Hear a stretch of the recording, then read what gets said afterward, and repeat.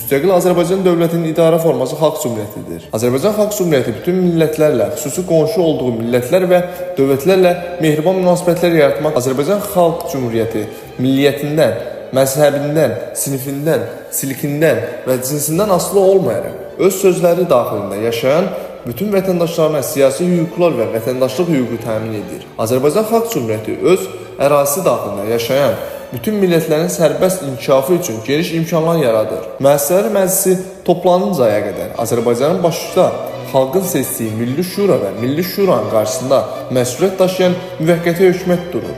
Azərbaycan Milli Şurası həmin iclasda eyni zamanda bir tərəf Fətəli xan Xoyskinin başçılığı ilə Azərbaycan Xalq Cümhuriyyətinin ilk müvəqqəti hökumətinin tərkibində təsdiq etdi. İlk müvəqqəti hökumət bu tərkibdə idi. Fətəli xan Xoyski, Nəzirlər Şurasının sədri və Daxili İşlər Naziri Xosrov Paşa bəy Sultanov, Hərbi Nazir, Məhəmməd Həsən Hacınski, Xarici İşlər Naziri, Nəsib bəy Usubbəyov, Maliyyə Naziri, Xalq Maarif Naziri, Xəlil bəy Xasməmmədov, Ədliyyə Naziri, Məhəmməd Yusuf Cəfərov, Ticarət və Sənaye Naziri, Əkbər ağa Şeyx Sulamov, Əkinçilik Naziri və Əmək Naziri, Xudat bəy Məlik Aslanov, Yollar Naziri, Post Teleqraf Naziri, Camo bəy Hacınski, dövlət nəzarətçisi. Belə ilə 1-ci Dünya Müharibəsi gedişində Romanovlar mütləqiyyətinin devrilməsi nəticəsində yaranmış çox mürəkkəb bir tarixi şəraitdə Azərbaycanın şimal torpaqlarında dövlətçilik ənənələrimiz yenidən özündə bu dəfə parlament respublika formasında dirçəldi. Gənc Azərbaycan dövləti son dərəcədə mürəkkəb daxili və beynəlxalq şəraitdə doğulmuşdu. Bakıda hakimiyyəti Stepan Şamyan başçılıq etdiyi Daşnaq Bolşevik güruhu ələ keçirmiş və Azərbaycan türk müsəlman əhalisinə qarşı dəhşətli soyqırım başlamışdı. Çar generalları tərəfindən silahlandırılmış erməni quldur dəstələri Şərqi Anadolu və Qərbi Azərbaycanın türk müsəlman əhalisinə qarşı qanlı qırğını, soyqırımını davam etdirirdilər. Azərbaycan xalqının cəlladları olan Şamyan və Andornik əlbir fəaliyyət göstərirdilər. Azərbaycan xalqı fiziki cəhətdən məhv edilmək təhlükəsi qarşısında idi. Neft Bakısını ələ keçirməyə çalışan xarici qüvvələr arasında rəqabət sonuna çatmaqda və bütün Cənubi Qafqaz üçün yeni təhlükə, Bolşevik Rusiyasının təcavüzü təhlükəsi yaxınlaşmaqda idi. Azərbaycan xalqı öz tarixinin ağır yol ayrıcında qalmışdı.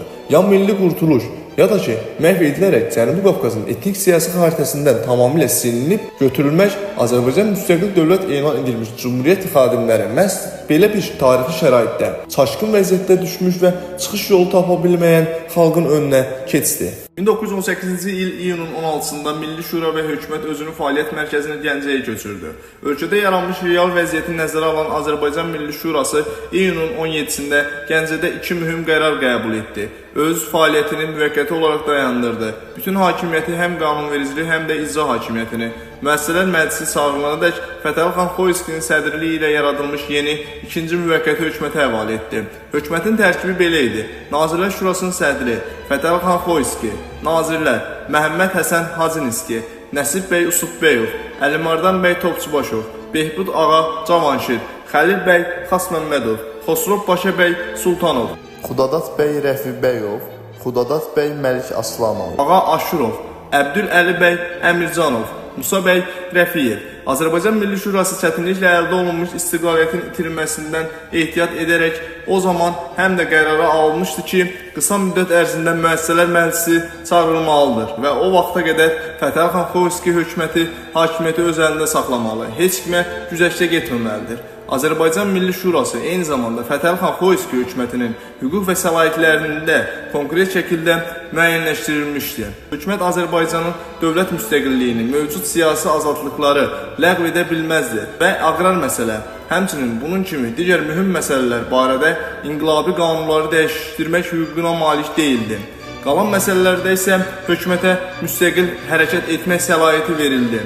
Müvəqqəti hökumət 6 aydan gec olmayaraq Müəssisələr Məclisi çağırılmalı idi. Belə ki, Azərbaycan Xalq Cümhuriyyətinin ilk parlamenti, Azərbaycan Milli Şurası özünün ilk addımlarını atmağa başladı.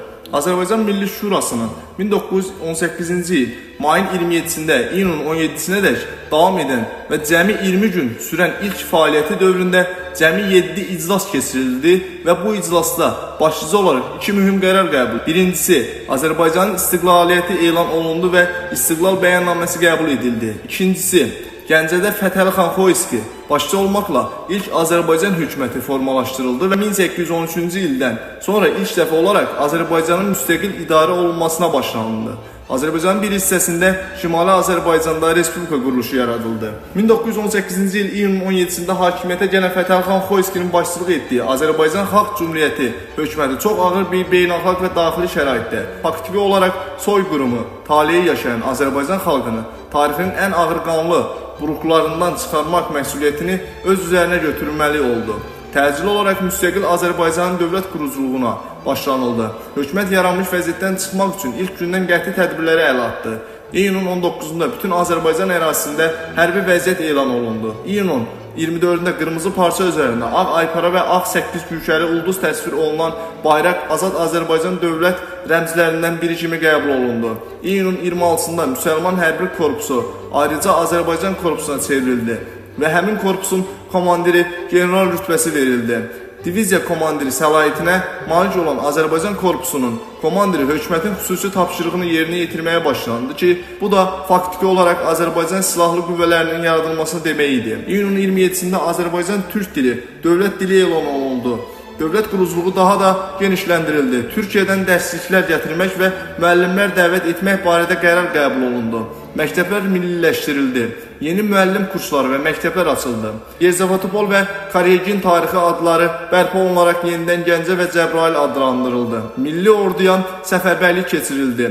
İyun ayının 15-də Fövqəladə Tədqiqat Komissiyası yaratmaq barədə qərar qəbul olundu. Komissiya 1-ci Dünya Müharibəsi dövründə bütün Cənubi Qafqaz ərazisində türk-müsəlman əhaliyə qarşı törədilən soyqırımı, vəhşiliklərini və onların əmlakının talan olunması məsələlərini araşdırıb cinayətkarları məhkəmə məsuliyyətinə cəlb etməli idi. Hökumətin bu qərarı ilə əslində müstəqil Azərbaycan milli təhlükəsizlik sisteminin yaradılmasının əsası qoyuldu. Bundan əlavə, hökumətin nəzarəti altında olan ərazidə vəziyyəti sabitləşdirmək, nəqliyyat, post-teleqraf rabitəsi yaratmaq üçün və bir sıra mühüm tədbirlər görüldü. Avqustun 11-də hərbi mülkiyyət haqqında qərar qəbul olundu. Avqustun 23-də Azərbaycan Xalq Cümhuriyyətinin vətəndaşlığı haqqında fərman verildi. Lakin Fətəli Xoyski hökumətin başçı vəzifəsi ölkənin bütün ərazisində Azərbaycan Xalq Cümhuriyyətinin hakimiyyətini bərqərar etmək, Bakını və onun ətraflarını Azərbaycan xalqının düşmənlərindən təmizləmək idi. 1918-ci il sentyabrın 15-də ağır döyüşlərdən sonra Qafqaz İslam Ordusu Azərbaycan xalq könüllü dəstələrinin köməyi ilə Bakını azad etdi. Şəhər Şamyanlı Bolşevik Daşnak rejimindən sonra hakimiyyətə ələ keçirilmiş Menşevik Daşnak Türk höküntülərindən Sentrokaspi diktaturasından təmizlədi. 1918-ci il sentyabrın 17-də Fətəli Xoyski kabinetinin təşkilindən 3 ay sonra Azərbaycan Xalq Cümhuriyyəti hökuməti Bakıya köçdü. Bakı paytaxt elan olundu. Azərbaycan Xalq Cümhuriyyətinin hakimiyyəti dairəsi genişləndi. Noyabrın 9-da Azərbaycan Xalq Cümhuriyyətinin dövlət bayrağı üzərində aypara və 8 güşəli ulduz təsvir olan 3 rəngli bayraqla əvəz olundu. İctimai, siyasi, iqtisadi və mədəni həyatın müxtəlif sahələrində quruculuq işləri daha da genişləndirildi. Parlamenti Respublika idarəçiliyinin hüquq və norma və qaydalarına sadiq qalan Fətəli Xoyski hökuməti eyni zamanda Müəssisələr Məclisinin çağırılması üçün hazırlıq görməyə başlandı. Bu məqsədlə xüsusi komissiya yaradıldı. Milli Şura 1918-ci il 17 iyun tarixli qərarından hələ 6 ay keçməməsinə baxmayaraq, daha doğrusu hökumətin təkbaşına hakimiyyəti davam etdirmək siyasəti olduğu halda Fətəli Xoyskinin təşəbbüsü və müraciətinə əsasən 1918-ci il noyabrın 16-da Azərbaycan Milli Şurası yenidən fəaliyyətə başladı. Hökumətin sədri Fətəli Xoyskinin təklifi ilə Azərbaycan Milli Şurası Müəssisələr Məclisi çağırmaq işini öz üzərinə götürdü. Azərbaycan Milli Şurası 1918-ci il noyabrın 19-da Məhəmməd Əmin Rəsulzadənin sədrliyi ilə keçirilən iclasda Azərbaycan parlamentçiliyi tarixinin çox mühüm qərarı qəbul olundu. O zaman Azərbaycan Xalq Cümhuriyyətinin fövqəladə dərəcədə çətin və mürəkkəb şəraitdə fəaliyyət göstərməsinə baxmayaraq, Azərbaycan Xalq Cümhuriyyəti son dərəcədə demokratik inkişaf yolu tutdu. 19 noyabr tarixli həmin iclasda qeyd olundu ki, Azərbaycan əhalisi yalnız Azərbaycanlılardan ibarət olmadığı üçün Azərbaycan Milli Şurasında qeyri-millətlər də təmsil olunmalıdır. Daha doğrusu Azərbaycan ərazisində yaşayan bütün millətlər parlamentdə təmsil olunmalıdır. Azərbaycan Milli Şurası ölkə əhalisinin 2 milyon 750 min nəfər, hər 24 min nəfərə bir nəfər nümayəndə hesabı ilə 120 min nəfərdən ibarət olmalı idi. Onlardan 80 nəfər müsəlmanları, 21 nəfər erməniləri, 10 nəfər rusları, 1 nəfər almanları və 1 nəfər yahudiləri təmsil etməli idi. Sayları çox az olduğu üçün parlament seçkilərində iştirak etmə hüquqları olmadığı halda Gürcülər və Polyaklar da hərəsinə bir deputatla parlamentdə təmsil olunmalı idi. Azərbaycan Milli Şurasının 19 noyabr 1918-ci il tarixli iclasının qərarına əsasən hələ 1917-ci ilin sonlarında Ümumrusiya Müsəlmanlar Məclisində seçilmiş 44 nəfər türk müsəlman nümayəndə birbaşa yeni yaradılacaq parlamentin tərkibinə daxil edildi. Müsəlmanlardan qalan 36 deputat və başqa millətlərin nümayəndələri yenidən seçilməli idi. Yeni parlamentin formalaşdırılması 1918-ci il dekabrın 3-də başa çatdırılmalı idi. Göründüyü kimi 1918-ci il mart soyqırımından hələ vur tut yarım il keçməsinə baxmayaraq Azərbaycan parlamentində 21 nəfər erməni nümayəndəsinin iştirakına yol açıldı. O zamanki tarixi şəraitdə atılan bu addım Azərbaycan xalqının demokratik təbiətinə, insan haqlarına nə qədər dərin hörmətlə yanaşılmasına parlaq sübutdur. Parlament demokratiyamızın bu parlaq faktı Məhəmməd Əmin Rasullzadənin yeni parlamentin çağırılması ilə bağlı olaraq 1918-ci ilin noyabrın 29-da xalqa etdiyi müraciətdə əks olunmuşdur. Bizə fəlakət və səfalətdən başqa bir şey verməyən, ədavət və ixtilafı bir tərəfə qoyaq. Tarix hamımızı bir yerdə yaşamaq məcburiyyətində qoyub. Yeni başlayan həyatın təbii məşəqqətlərini asanlıqla çəkmək üçün yaşayışımızı aqil və insani əsaslar üzərində quraq. Bir-birimizi sevək, ehtiram edək. Milli və məhsəb fərqlərinə baxmayaraq bütün Azərbaycan vətəndaşları bir vətənin övladıdır.